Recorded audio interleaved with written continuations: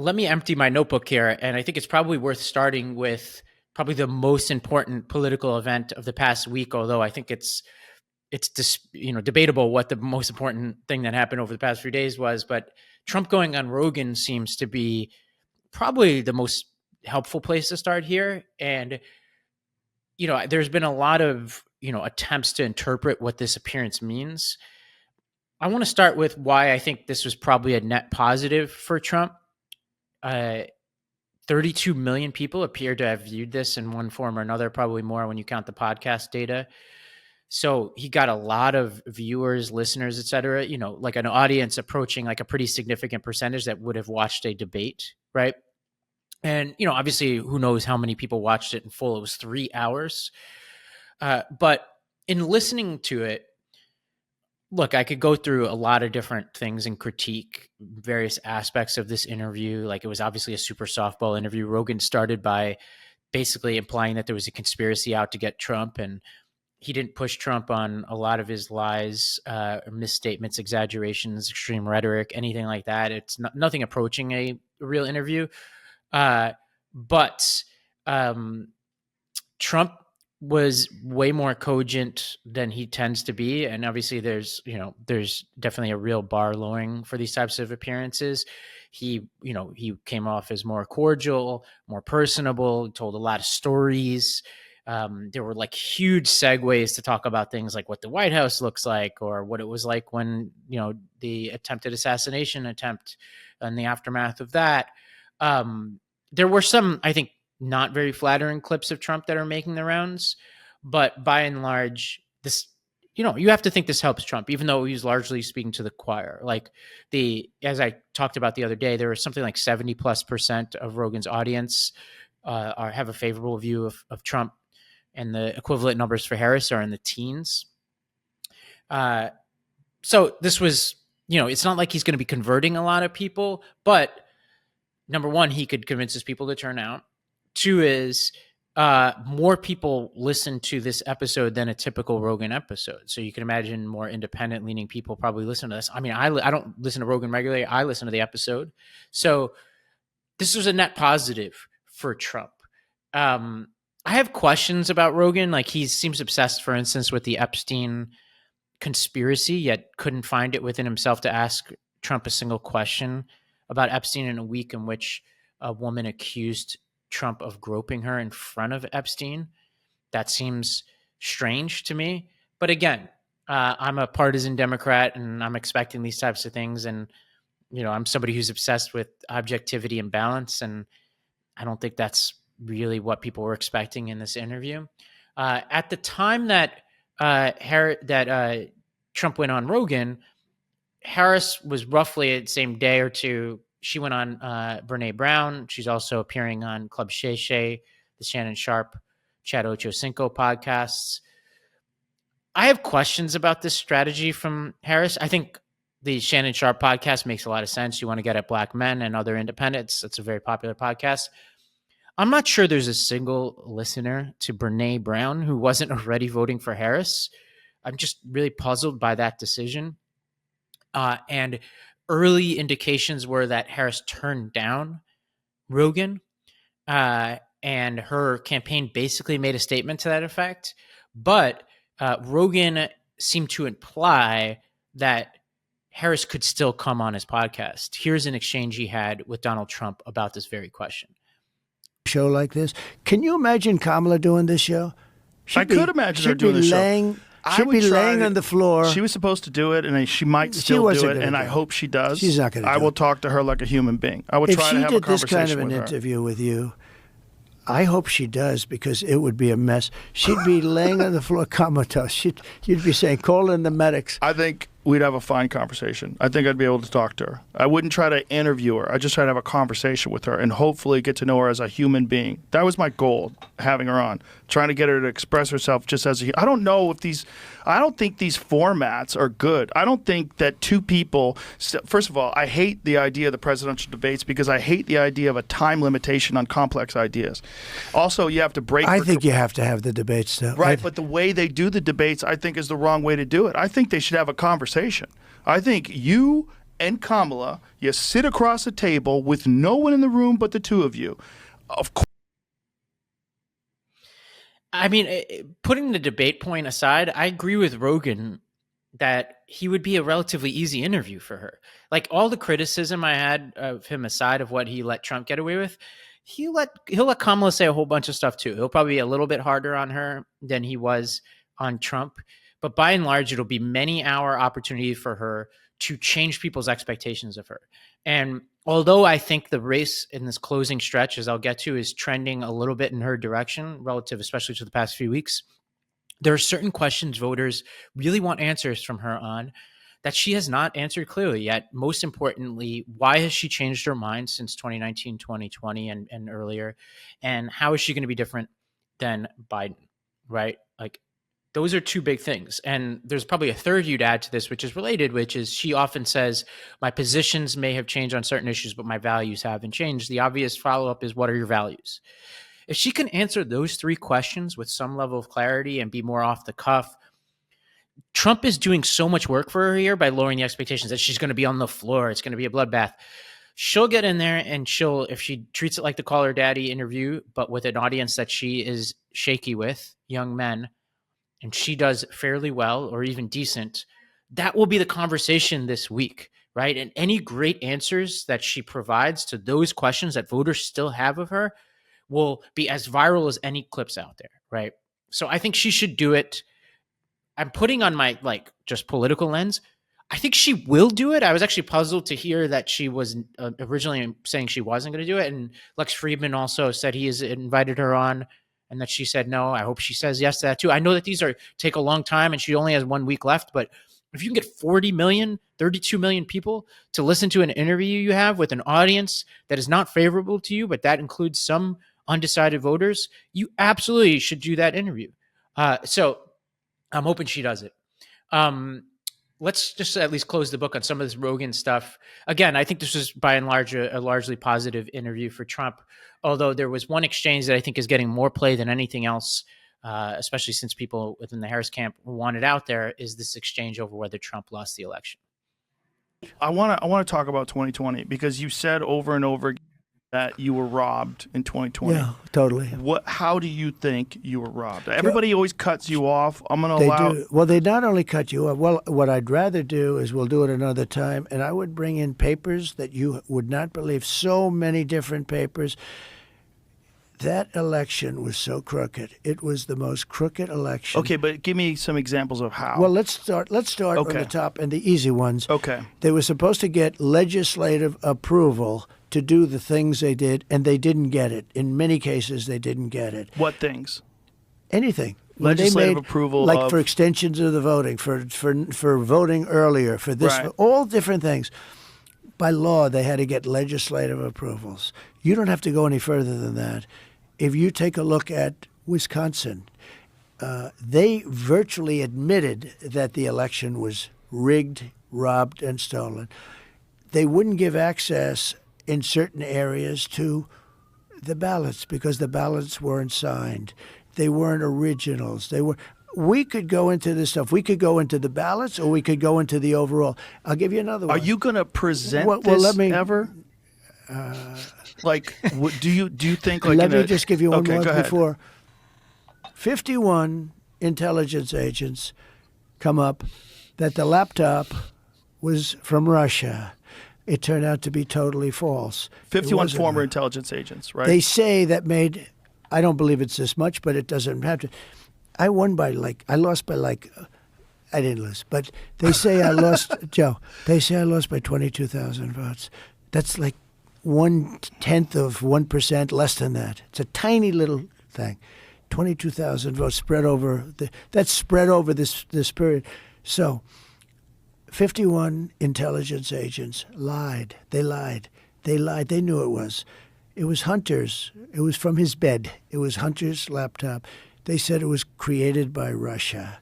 Russia. It was the Russia hoax.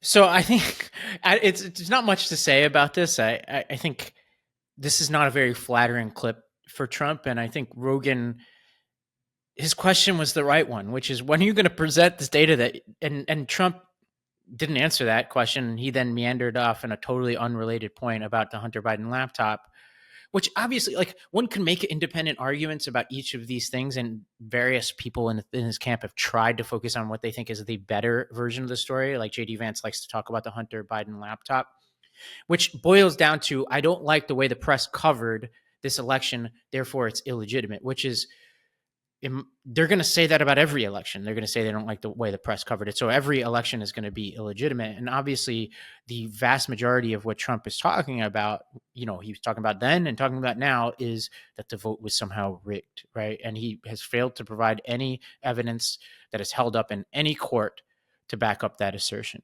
And he's obviously under an indictment, a federal indictment, over an attempt to steal the election. And there was some really interesting new evidence released last week that hopefully I'll talk about later this week from Jack Smith's team about just how far Trump went to try to conceal that effort. Now, at various points now, and we've talked about it on this podcast, Trump has said he didn't lose the 2020 election, but sometimes he says he lost by a hair. And he kind of veered into this territory in the Rogan interview, although at various points he said, I lost by a hair, without qualifying it. There's this group called Good Liars that had a funny little visit to a Trump rally where they handed out double-sided signs. Let's go to this clip. Got a free sign here. Trump won the 2020 election. You think Donald Trump won the 2020 election? He always wins. Yes? He always wins. All right, you're going to like this sign here. Donald Trump won the 2020 election. You can have that. Oh, yes. Yeah. The other side says Donald Trump lost the 2020 election by a whisker. Because he says that too. Other side says Donald Trump lost the 2020 election by a whisker. Because he also says that. Yes. Because Donald Trump says both things. Yeah. So whichever one he says, you hold up the sign for. Okay. Okay? Wait, What happens if he changes it up and there's a third saying today? what do you think the third one could be? The third one is the runaway Trump train. Yeah. Oh, Too okay. big to You rig. can't really have a three-sided sign. If Trump says, I won the 2020 election, Yeah. hold up this side. Right. And if he says, I lost the 2020 election by a whisker, you hold up that side. Awesome. Okay. I Now, got it. should be noted that those are in conflict with one another, those two thoughts. Right. But just go along with it. It'll make him feel good. So, I mean, it would be funny if it weren't serious. Like, again, like, we talk about what is the income tax rate, what's somebody going to do about inflation, immigration, healthcare, et cetera. But the very thing we're doing is voting, right? We're all going to vote over the next week. Some of you already voted. And this is a problem for Trump because what he is doing is calling into question the very act that we're doing, right? It doesn't matter what your position is on healthcare or inflation or the economy. If you don't respect the very act that we're doing here, this whole exercise in democracy. And I think this is very much standing in the way of Trump and what could be a lot of momentum for him. This reminds me of a conversation I had over the weekend. I saw a friend of mine who was a Trump appointee. And what he said to me was, if Trump could just shut his mouth over these past few weeks, he would win this election. And he was saying, like, every time I turn this on, he's doing active damage to a campaign that he should wrap up. And he had a lot of not so flattering things to say about Harris and the town hall that she did last week, et cetera. But I think he's right about Trump. It's like, this guy, if he just did the basement campaign that Biden did in 2020, and which is probably what his people want him to do, he would be in a much better position. He still may win, but he's doing active damage to his campaign almost every time he opens his mouth. John Favreau, I think the sort of Democratic speechwriter, tweeted something that I tend to agree with, which is, he says, "This is a good sign when most of the clips shared of the Joe Rogan interview come from your opponent." I think the full 3-hour interview is probably good for Trump, but I think the individual clips, a lot of them are not so flattering. Let's get to this Madison Square Garden rally. So last night, Trump and a ton of surrogates did this huge rally in Madison Square Garden. I tweeted that I thought both in concept and execution, this was a baffling choice. In concept, baffling choice because New York is not a swing state, and having a ton of very questionable surrogates, which we'll get to, speaking before you is a very limited help in the closing days of a campaign. I also think that having this big attention-stealing moment when you had a relatively positive interview with Joe Rogan that could be dominating the news cycle, was questionable. But more importantly was the execution here. Like, the execution here was absolutely insane to me. And it starts with this comedian, Tony Hinchcliffe, from the Kill Tony podcast.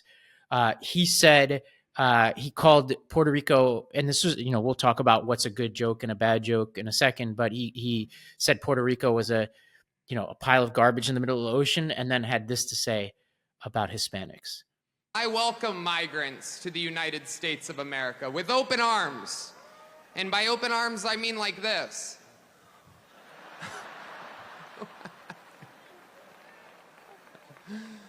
It's wild. And these Latinos, they love making babies too. Just know that. They do. They do. There's no pulling out. They don't do that. They come inside, just like they did to our country. Republicans are the party with a good sense of humor. So this is a question. What's an acceptable joke or not at a presidential rally in which children are present, right? That's the question.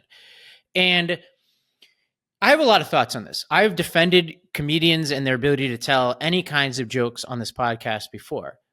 And the question of what you have a right to say, whether you should be canceled from Netflix and all this, is a different question than what is a smart decision at a presidential rally.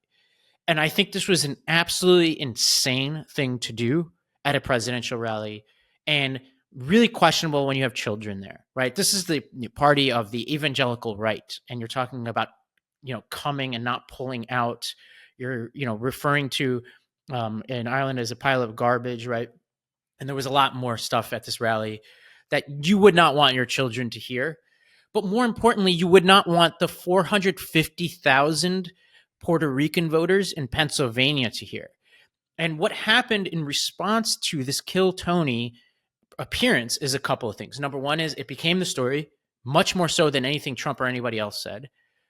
Number two is Trump's own people had to disavow this quickly, which shows you that no matter what they say about the left not being able to take a joke, Rick Scott criticized this. Tons of Republican congressional candidates, including right here in Long Island, the candidate here in Long Island, criticized this. And Trump's own campaign had to issue a statement distancing themselves from this, even though these comments were loaded on the teleprompter and they should have known what they were getting from Tony Hinchcliffe. They also triggered a cascade of endorsements for Harris. Bad Bunny, Ricky Martin, and others tweeted the clip of Tony Hinchcliffe. And these are people with 45 million followers, some of them, on their Instagram, tweeting out this clip of Tony Hinchcliffe making fun of Puerto Rican voters and Hispanics and saying they ride with Harris. On a day, by the way, when Harris released her policy on Puerto Ricans and criticized Trump for the response to the hurricane when he was president. This is not good. I'm sorry. Like, you have to really bend reality to try to position this as something that's going to help Trump. Now, let me get to this point that Democrats can't take jokes. Number one, the Republicans themselves are criticizing this, right? When you have people like Rick Scott and congressional candidates and Trump's own campaign disavowing this, it's not a question about whether Democrats could take jokes or not, right? That is not the question anymore. Number two, like, jokes should be funny, and jokes, should make the people who are in your audience laugh. Like, the key is, who is your audience? And this reminds me of this clip from Anthony Jeselnik, who's a comedian who has told a lot of crazy jokes, especially at the roasts. He's kind of one of these roast veterans. He went on Theo Von's podcast and he talked about the role of a comedian. Let's go to this clip. And all these comics now, it's like almost the point is to get in trouble. It's like, why are you giving me shit? I'm a comic. I'm allowed to say whatever I want. That's wrong, as far as I'm concerned. Art. Oh, wait, say it again so I don't miss it. People think like, oh, as a comic, your job is to get in trouble. And so, but they don't want to get yelled at. It's like, it's okay to make people mad, but they don't want any pushback. And I think that's wrong. As a comedian, you want to make people laugh. This is a quote attributed to Andy Warhol that I love. It's just, art is getting away with it. If you put out a special and everyone's pissed, like, you didn't get away with it. You need to make everyone laugh that they're like, yeah, he talked about some fucked up stuff, but we're all happy. That's art. Otherwise, you're just a troll. So this is the standard here, right? And you could substitute everyone for the majority of your audience, right? Like by and large, you want the majority of your audience to think you're funny. And in this case, this rally, presumably the majority of the audience they're looking to communicate with are undecided voters. I find it really hard to believe that the majority of undecided voters are going to think that those jokes are in any way helpful to the conversation. And it seems like you didn't even win over your own people, right? When you have the Trump campaign distancing themselves from you and candidates distancing themselves from you, then you know you're in trouble. And it was just a stupid, unforced error. And again, if this were Harris pulling off something like this would be all we're talking about between now and the election, which gets to something Michelle Obama talked about at her rally a couple of days ago when she said there's just like an insane double standard in this race, which I happen to agree with. Now, there were other people at this rally that were extremely questionable choices. One was this guy, Grant Cardone, who was a extremist Scientologist who had a bunch of crazy things to say. And then on the policy front, you had Howard Lutnick, the co-chair of the Trump campaign and seems to be some kind of economic advisor to Trump, who made a more substantive economic historical argument here. Let's go to this clip. We all say, make America great again. But let's just go over for a minute what that means, because we all say it as a slogan. When was America great? At the turn of the century, our economy was rocking. This is 1900, 125 years ago. We had no income tax. And all we had was tariffs.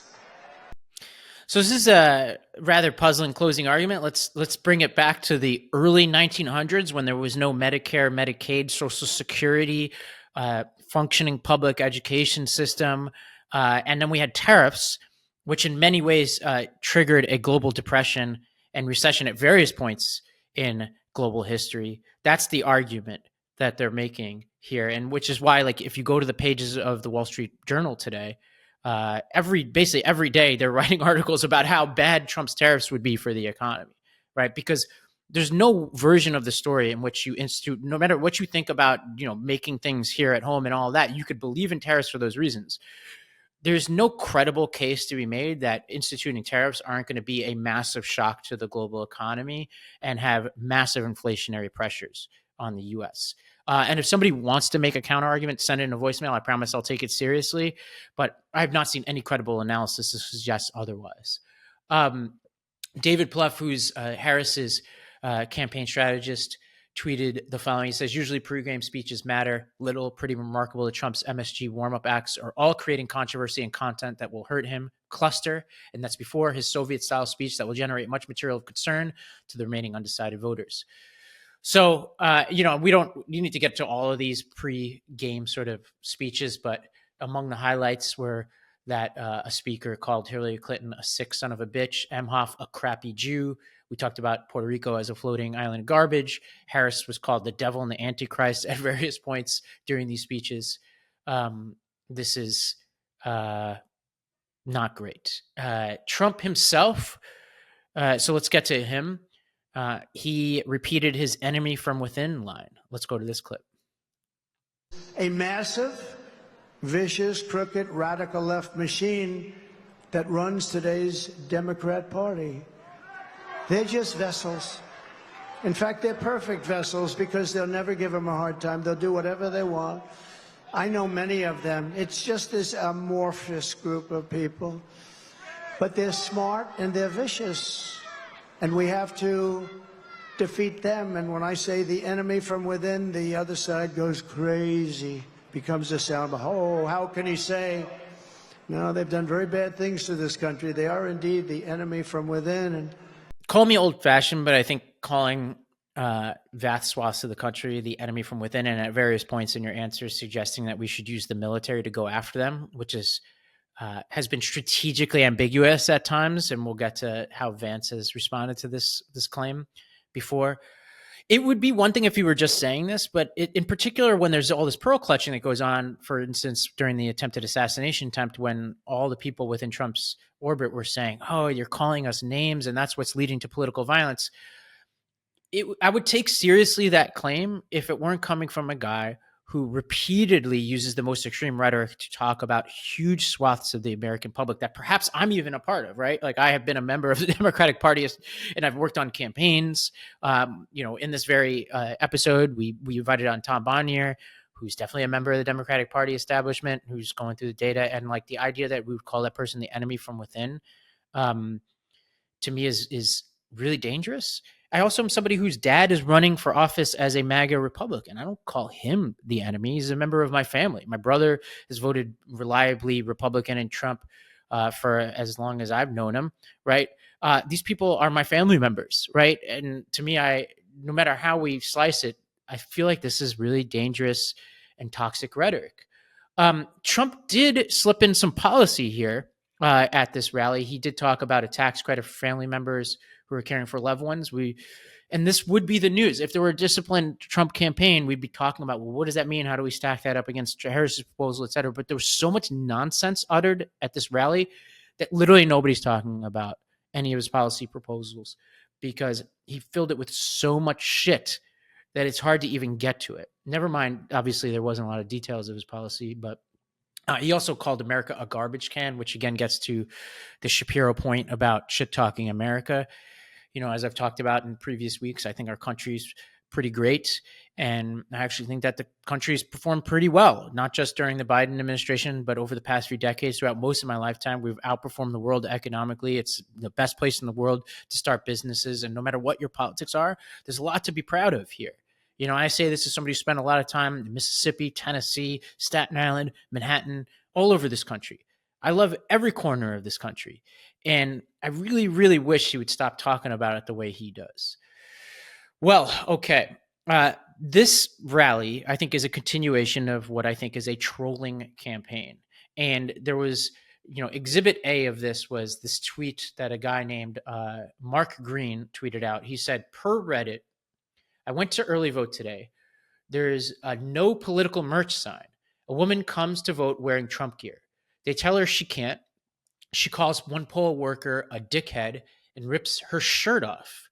She told another poll worker to suck her C word, and this is why she votes Trump. So he tweets this out. J.D. Vance, the vice presidential nominee, tweeted out, he quote tweeted that and said, "What a patriot."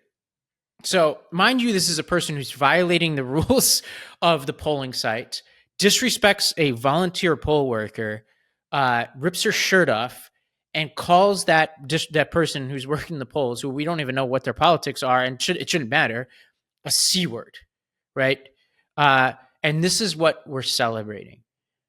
Like, this is just unacceptable, right? Like, I was a school principal, what I want from our leaders, no matter what their politics are, is that we have role models in this country. And I think this bridges political divides. Like when I think of John McCain and I think of Mitt Romney, right? And I think of Obama, you make this bipartisan. I think of people out there who largely comported themselves the way I would want our kids to comport themselves, right? Speak of your electoral opponents with respect. When McCain castigated his own rally attendees for using incendiary rhetoric about Obama, what he was trying to do was say, look, like this is about a contrast of ideas, right? Not treating people like, yes, the enemy. And the example that seems to be set every step of the way in this election is that you can act like a child, you could violate rules, laws, etc., all in the name of some amorphous sense of making America great, which apparently now means taking us back to the early 1900s, right? This is the closing argument that we get in this race. I'm sorry. Like, they may win, but this is a really strange and, in my opinion, extreme way to close a presidential election, and is giving every opening possible for the Harris team to step in and make a strong closing argument. Whether they do or not, we will see this week. But they're leaving this door open. As my friend, the Trump appointee, said, they had everything going for them heading into the final stretches of this race and seem to be throwing it away at every opportunity.